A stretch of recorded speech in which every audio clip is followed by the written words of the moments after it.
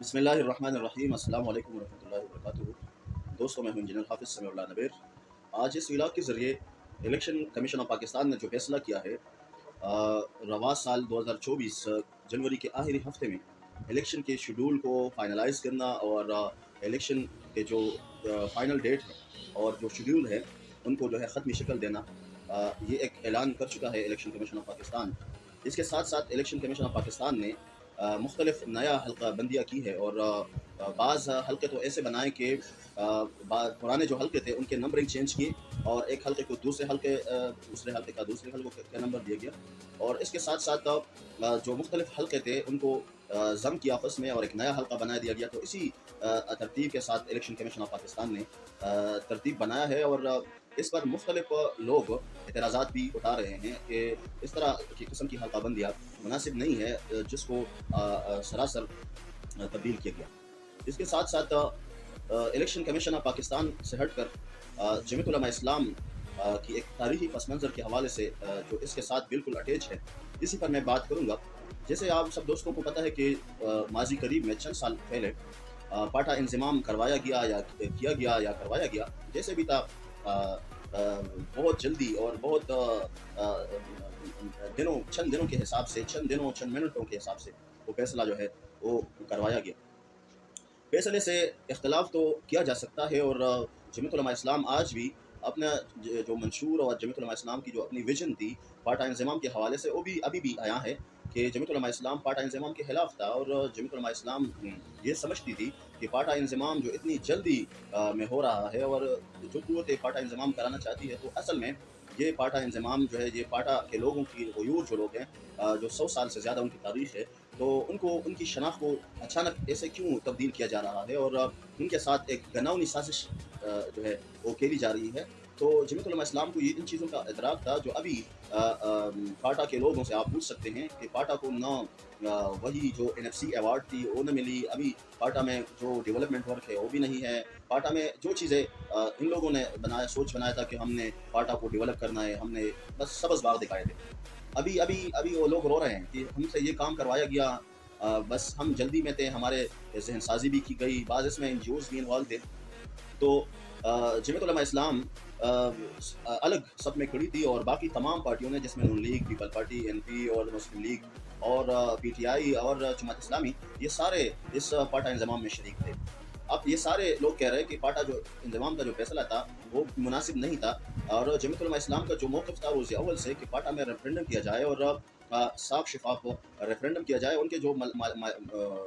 ملکانان ہیں ادھر، جو بڑے بڑے جرگے ہیں ادھر، جو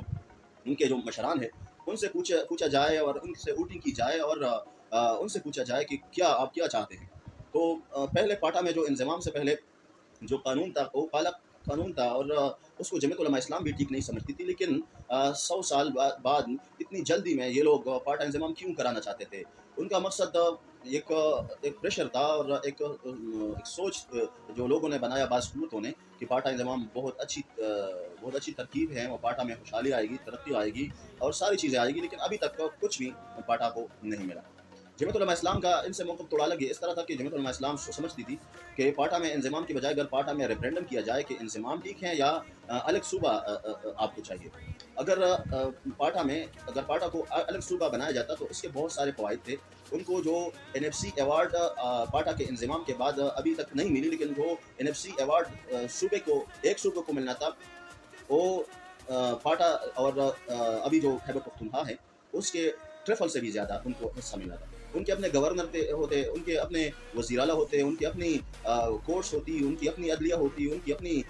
پولیس ہوتی، ان کی اپنی ساری سسٹم ہوتی، اور 18ویں ترمیم کے بعد صوبے کو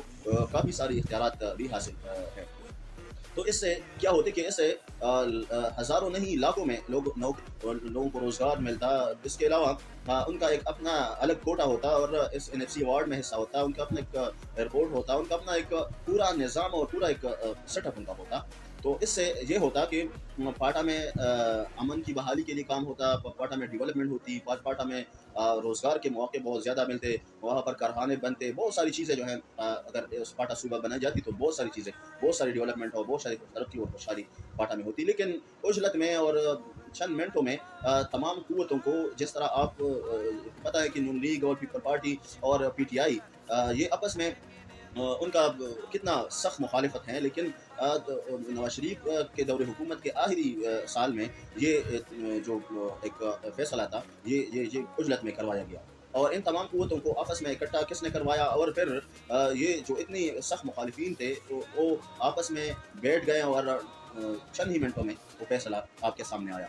इसके साथ साथ जमीयत उलमा इस्लाम की अगर आप देखें तो जमीयत उलमा इस्लाम नून लीग की इत्तेहादी थी और सख्त इत्तेहादी थी। उसके बावजूद भी जमीयत उलमा इस्लाम अपने उसूली मौक़िफ़ से नहीं हटे, और जमीयत उलमा इस्लाम ने फिर भी अपने उसूली मौक़िफ़ जो है वो नहीं गलवाया, और फिर भी जमीयत उलमा इस्लाम ने उसी प्लेटफॉर्म पर उसका सख्त मुखालिफत की। और जमीयत उलमा इस्लाम ये समझती थी कि ये पाटा के साथ एक घनौनी साजिश है, और ये अब मेरिख ने ये बात साबित कर दी कि जमीयत उलमा इस्लाम का जो उसूली मौक़िफ़ था वो बिल्कुल सही था और ठीक ठाक था। और जमीयत उलमा इस्लाम नून लीग के इत्तेहादी होने के बावजूद भी नून लीग से इख्तिलाफ कर गए और नून लीग को उसमें वोट नहीं दिया बिल्कुल। और दूसरी तरफ पीटीआई नून लीग के सख्त मुखालिफ थे, लेकिन फिर भी रात में चंद ही मिनटों में एक मेज़ पर बैठ गए और ये फैसला सुनाया गया। तो इससे साफ पता चलता है कि इनकी नीयतें भी ठीक नहीं थी, और इनके जो उनसे ये फैसला किसी ने उजलत में करवाया। तो ये जो हल्काबंदियाँ हुई हैं, इसके नुकसानात पाटा के हवाले से अगर मैं ज़िक्र करूँ, तो सूबा खैबर पख्तूनख्वा से तकरीबन 7 से 8 सीटें, कौमी सीटें, ये कम कर दी गई हैं। इसके अलावा तकरीबन 8 से 9 सेनेटर जो हैं ये पाटा से और सूबा खैबर पख्तूनख्वा से कम कर की गई है। इसके अलावा मुख्तलिफ अज़ला को भी मुख्तलिफ हलकों को भी ज़म किया गया। तो इससे आपको खुद अंदाज़ा हो जाएगा कि जमीयत उलमा इस्लाम का जो मौक़िफ़ था, उसूली मौक़िफ़, वो किस तरह और कितने लेवल, कितनी हद तक वो दुरुस्त था। और इन लोगों के जो नून लीग उनको है, और लोग तस्लीम करते हैं कि ये जो फ़ैसला किया गया, ये इंतहाई उनके साथ ज़ुल्म था और मुनासिब नहीं था। और जो एक जमहूरी राय थी जमीयत उलमा इस्लाम की, और जो मौक़िफ़ था, और जमीयत उलमा समझती थी कि पाटा इंज़माम इतनी उजलत से नहीं करवानी चाहिए, बाकायदा मिल बैठ के सोचना चाहिए, और पाटा के लोगों से राय लेनी चाहिए कि पाटा का मुस्तक़बिल क्या होना चाहिए। वो लोग